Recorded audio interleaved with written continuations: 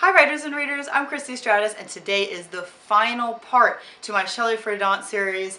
This is about her awesome speech at the event at the Sisters in Crime meeting that just happened this past weekend.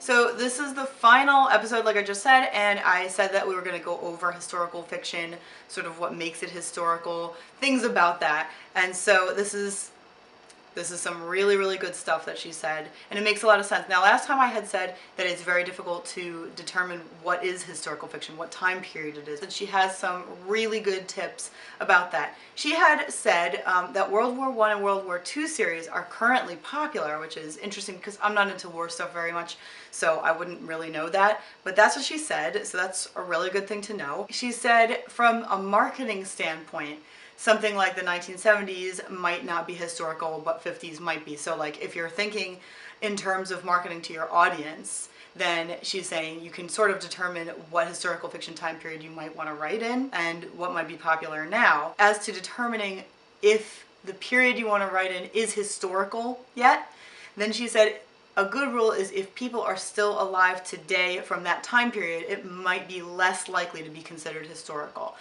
That was a really good rule, and when she said that, the audience sort of was like, yeah. So I don't know if that's a common tip that I just hadn't heard or if it was just everybody agreeing, but it does make a lot of sense. So that's a pretty good tip, I would say. She said, back to marketing, consider your target audience as to whether readers will understand the historical context of what you're writing, especially for particular events. And so her example was that some ages may not know a whole lot about the Vietnam War, some might. So if you're targeting people from that time period, then obviously they're going to know a lot more about it. You may not have to do as much explanation, but if you're targeting millennials who may really not know that much, I mean, we only know a certain amount. We only know what we're taught in school, and it's very boring, and so that's not going to follow us through life as much as people who really either were in it or were around to see the effects of it more. So you're going to have to explain more why it happened, what it's about,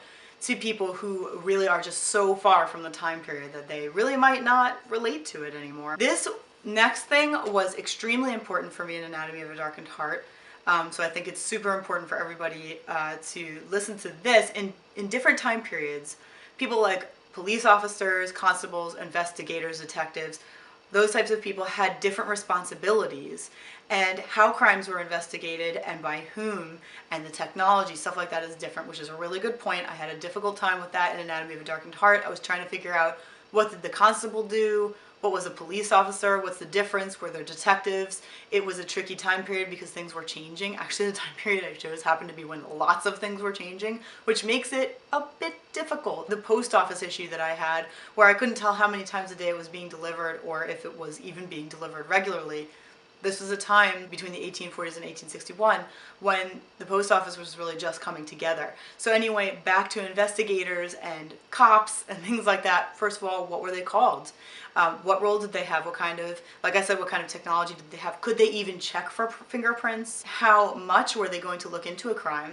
That's really important as well, because during certain time periods, it was a little bit more difficult to get an investigation together or have a reason to have an investigation. I remember doing that research, and that actually changed some things for me. That changed some things majorly, so that's a really important piece of information. Moving on to something else, she had said that women's fiction tends to be standalones right now as opposed to series, and she had actually pitched these 3 books that were women's fiction. They were all tied together. It was a series. It was a trilogy, and she had figured that made sense because romance at the time, I don't know, it's relatively recently, but I don't remember the year she was talking about, relatively recent though, romance was supposed to be in trilogies. Trilogies in general was just a big deal, and so if you figure that romance should be a trilogy, you would think that women's fiction should be trilogies too. Well, when she submitted it to the publisher, they said, yes, we really like this, but we're only going to use the first book, we're not going to use the other 2.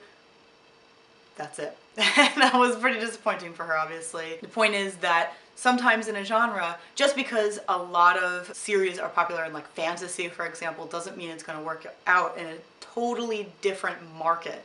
So that's something to look into, regardless of whether it's women's fiction or horror or whatever, do they tend to be standalone or series, and how many books in a series? Like fantasy can tend to be really long and maybe romance tends to be shorter. And along those lines, she said to keep your book and your mind open to continuing into a series if you write a standalone, for example.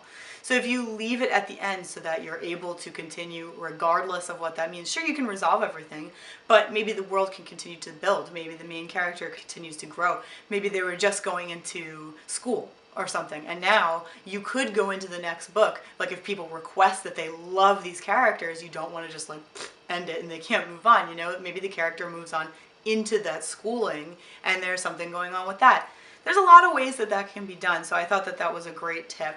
And that is the last piece of advice that I am going to tell you about that she talked about. If you think that I shared a lot with you, believe me, I shared just a piece of what she shared with the group. So if you ever see her giving a speech or a workshop, there is a lot more that I didn't tell you, and even besides what I didn't tell you, there is a lot more beyond that that she does in workshops. This was a relatively, it was like a 1.5 to 2 hour meeting that she had, and she typically does workshops where they're way longer than that. So if you see a day long, like there's going to be tons of stuff that I didn't touch on. There's going to be tons of stuff that she didn't say to us. This is a different kind of event. Check her out. Check out her events. If you see her, you know, in real life, she's very friendly, and she has just such great tips. So if you happen to be watching this, Shelley, thank you so much for that awesome speech. I really enjoyed it. It gave me a lot of great tips. And I hope that you guys enjoyed this series. If I attend other events like this, I will definitely do the same thing for you. Thank you so much, and I will see you soon.